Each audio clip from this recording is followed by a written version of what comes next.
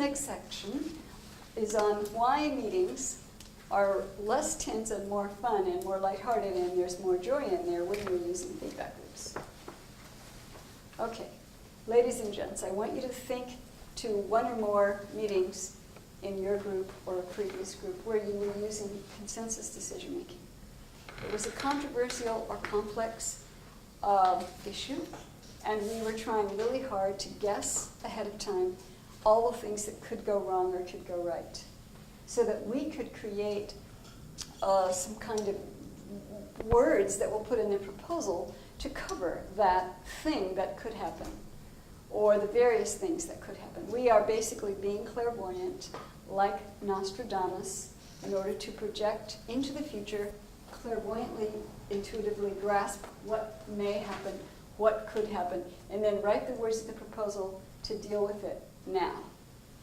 Because we do not want to pass that proposal until we've got it damn near perfect. Why do we need it to be damn near perfect? Because it's so much trouble to try to get agreement in our group of people, where some of us tend to have a lot of concerns. Some of us tend to be hesitant to agree to a proposal. Some of us tend to be a little suspicious of the motives of the people who brought the proposal. Have you ever seen that in a group? Some of us tend to be suspicious that the proposal will be good for us. Some of us tend to think that maybe this bad thing will happen. Okay, we have to identify the bad thing that could happen and create the proposal such that we're dealing with it ahead of time. So we not only have to be able to predict the future, we have to control the future. Control it how? By having every single thing we can think of that should be in that proposal, Okay, this takes probably a series of meetings, because remember now, this is a controversial, complex thing that we're talking about. So we have to work our way through several meetings of dealing with it. Once upon a time, in a community called Earth Haven in the mountains of North Carolina, I was on a committee to create a policy for having work exchangers. Sounds simple. Work exchangers come, they do work for us, we feed them, we put them up, we enjoy their company, they enjoy ours, and then they leave someday. Or they might apply for membership, and we know a lot about them by now, so that's good, huh? Okay, this thing was a no-brainer. We just wrote a simple proposal. We spent 6 meetings to a month, over 3 months, refining that thing, because it turned out to be fraught with implications that none of us had thought of, because it seemed so simple on the surface. But there in our consensus meetings, we learned that it was actually quite complex. We changed that thing one way, then another way. We in the committee were having to use the spiritual practice of being in community and expressing patience. And I was messing up on that one a lot, because I'm the world's most impatient person. And we had to be patient, because we had to go back and make it again and make it again. We did it 5 times. Finally, we passed it. Do you think we want to bring it up again in a few months to see if we want to change it, if real life showed us that that work exchanger policy didn't work so well? No way, Jose. We did not want to. We were going to just stick with whatever we decided, because we were basically exhausted. Okay, so that's what happened. We were predicting the future on the work exchanger policy, and then we were controlling that future. We needed to predict and control. Bad marker. Okay, predict and control. However, if we're using feedback loops, we don't have to do that. Why don't we have to do that? Somebody? Because you have testing it built in, and so you don't need to come up with everything the first time. You just need to get agreement that it's sufficiently thought through to test it, that there's not going to be, immediate problems from something breaking because the proposal is bad enough. And you can have as many iterations as you want to refine it, so you're not committing to anything long term. You're just committing to the process of figuring it out. I love engineers. Thank you, Sarah. Okay, did everybody hear what Sarah said? Yeah. We're just testing it. We have to make it sufficient for the test. It has to be well enough created that we don't think something will break, and it has to be something we can test later. And we make it testable, don't we? When do we do that? When we create it, because we're thinking like that. We're thinking like inventors and engineers. Okay. So we're not predicting and controlling. What we're doing, are you ready? Can I have a drum roll, please? You can use your What we're doing is we are evaluating and responding. Well, evaluating and responding. That's a whole lot easier than predicting and controlling. We do not have to be Nostradamus in our right brain in order to predict the future accurately, nor do we have to be Einstein in our left brain in order to think of every single thing that could go wrong and what we could do about it. Neither Einstein nor Nostradamus. We can just be a regular old human person like you and me. Okay. Does anybody have a comment or question about the fact that we're evaluating and responding in these future meetings rather than predicting and controlling? Anybody? Okay. So would you tell me your name again? Anna. Anna. But in doing the design, there has to be some prediction, doesn't there? Uh-huh. I mean, you have Sufficient. To have Like Sarah said.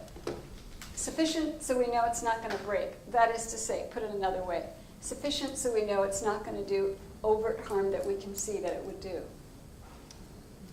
Did you want to say more? no, I think Okay. I get it, yeah. Okay. Okay. Sarah. So my question is, how do you deal with people's fear? Because especially when you're dealing, if you're talking about like an intentional community, Right.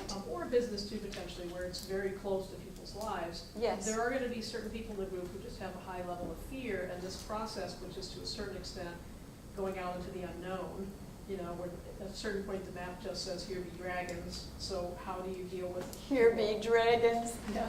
So how do you deal with people's fear in this situation? Well, I'd like to give you the short answer, and as we go through this workshop, give you the long answer, and you'll practice, practice, practice. Okay? But first I want to quote one of my heroes, Robert Gilman.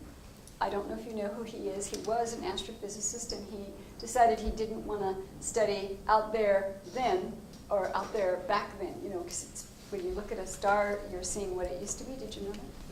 Okay, he wanted to be here and now, so he started studying how to create a humane and sustainable culture on the planet, and he started the Context Institute to do that, and in Context magazine. And now he's doing a program called Bright Future Now, which is an online 6-week course in how to learn to put yourself into your optimal zone so you can do your work in the world, your cultural paradigm transforming work in a really good way.